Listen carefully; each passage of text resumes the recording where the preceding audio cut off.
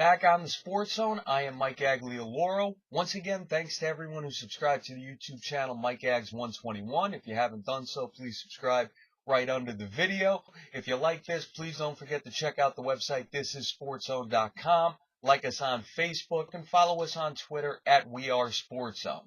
So we're continuing the 2014 fantasy football preview. We've looked at the sleepers at the running back position, and today we're going to look at the potential busts for the coming season. Guys who are being drafted fairly high, and maybe they shouldn't be from here on in. The first guy we're going to talk about, the second-year running back from the Denver Broncos, Monty Ball. Now, he had a decent season last year in limited action. He did show a tendency to fumble the ball, and he did have an appendectomy over the last week, which is going to take at least 3 to 4 weeks for him to fully be back to strength, which I think is going to wind up hurting his development. He is being given the #1 running back job with the departure of Noshan Moreno. He does have competition, though, from Ronnie Hillman, who's probably better in pass blocking, even though he does have his own problems with fumbling the ball, and C.J. Anderson, who's a popular deep league sleeper among the ESPN and Yahoo guys.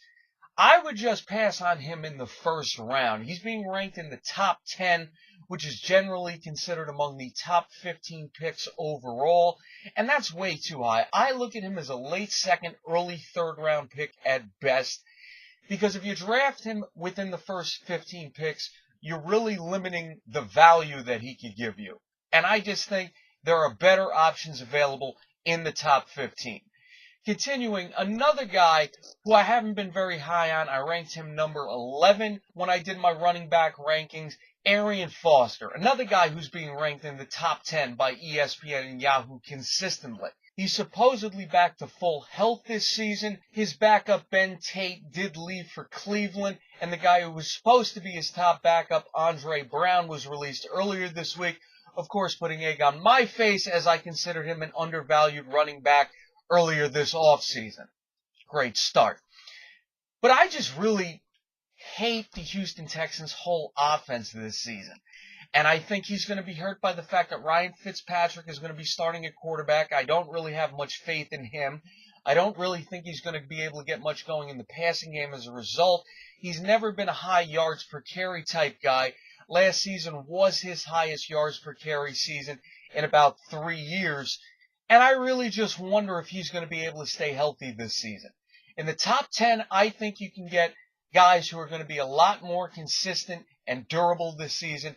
To name a few, Le'Veon Bell from the Pittsburgh Steelers and Alfred Morris of the Washington Redskins. So both Monty Ball and Arian Foster are two guys I would pass on with top 15 choices. Another guy I would pass on, he's being ranked not quite top 10, more top 15, Zach Stacy.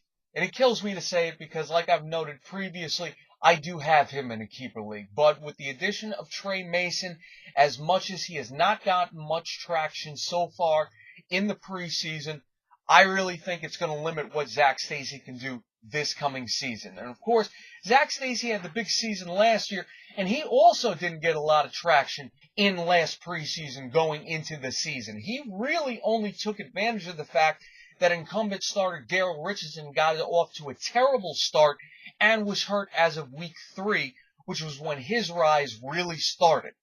So I think Trey Mason can find his way in the same way that Stacy did last year, and as a result, as I've said before, Stacy's going to be limited to goal line work no later than midseason. So if you have a top 15 selection and you're thinking of Zach Stacy, pass on him. Moving on, another guy I really question where he's going in drafts so far, Toby Gerhart. Now, I like Toby Gerhart as a mid-round, 5th, 6th, 7th round pick. You can sneak him in, but he's being ranked as high as 15 by the Yahoo Sports guys, and that's just entirely too high as far as I'm concerned. The value with Gerhart is going to come taking him as a mid-20 running back option, which will generally fall, like I said, somewhere between the 5th and 7th rounds. If you're taking him in the 4th round, the value is gone, and the opportunity for him to disappoint is much, much greater. Remember, Jacksonville is another, as of right now, substandard offense. Moving on, I've talked a lot about Rashad Jennings. when I talked about Andre Williams in the sleeper running backs piece I did. So I'm not going to spend too much time here. Once again, Rashad Jennings is not a top 20 running back. Don't confuse him as one.